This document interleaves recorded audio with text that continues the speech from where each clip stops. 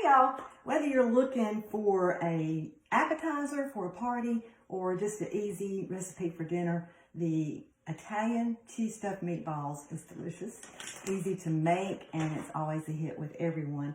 I've gone ahead and mixed my meatball mixture, and I will share this recipe with you, but I will tell you in the recipe, it calls for Parmesan cheese, and if you shred your own, you will definitely be glad you did.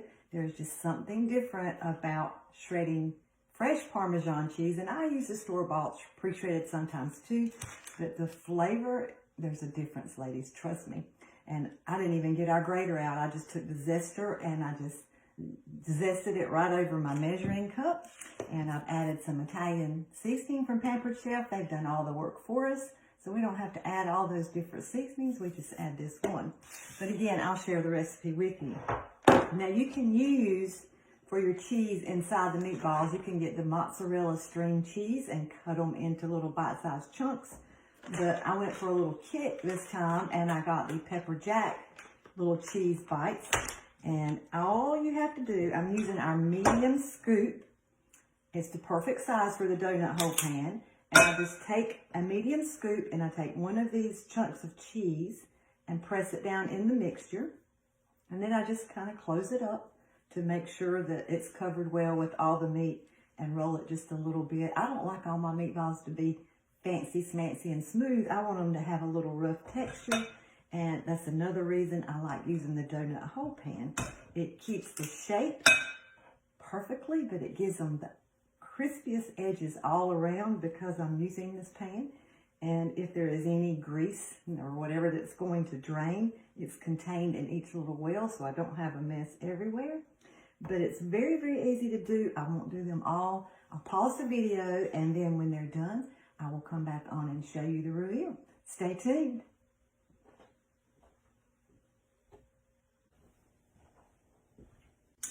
The Italian cheese-filled meatballs are done.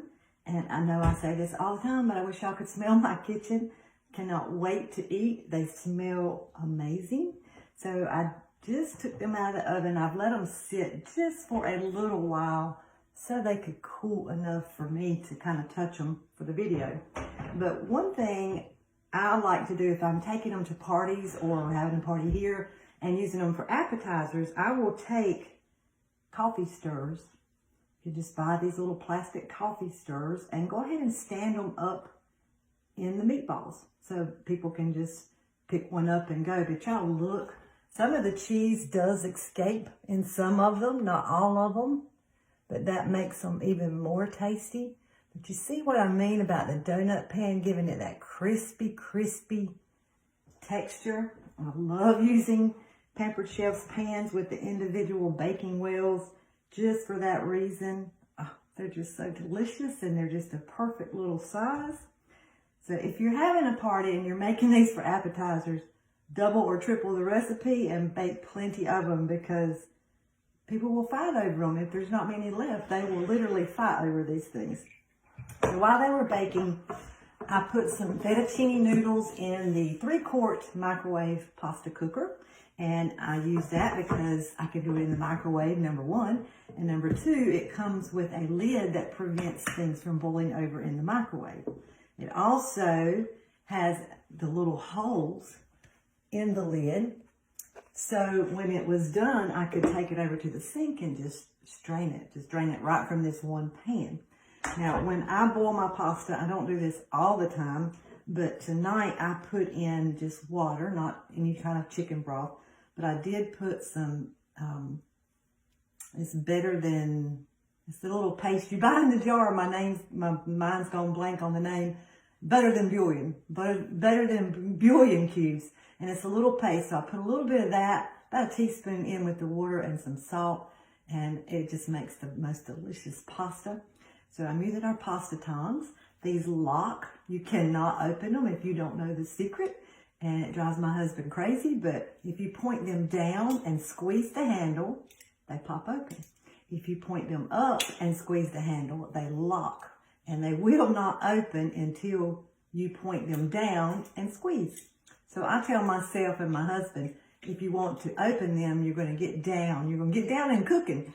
And if you want to close them, you can put them up. So point them up. So that's just a little word phrase that I help remember how to do that. So, about knock my meatballs away, y'all. I'm going to just put a little bit of this pasta. He does not like a lot of the red pasta sauce. Of course, marinara sauce would be good for appetizers to have close by if you are going to use them for appetizers. So what I did when my noodles were done and I drained them, I put some butter and olive oil in there and just stirred it up. And that just, to me, that is just simple, but it's delicious. And then we may or may not decide to put some Parmesan shredded cheese over top. So I just wanted you guys to see. I'll turn one over if I can find a crispy one again. And let you see a good look. Put my tongs up. Doesn't that look amazing? So it's just a simple little dinner, but it is so, so good. And it's also a perfect way to make appetizers for your parties. Just get you some of these little coffee stir sticks and you will be good to go. So y'all look how clean the donut hole pan comes out. Nothing sticks to these pans. They are truly non-stick and I love them. They're amazing. So thank you so much for watching and I will share this recipe with you. Thanks guys. Bye-bye.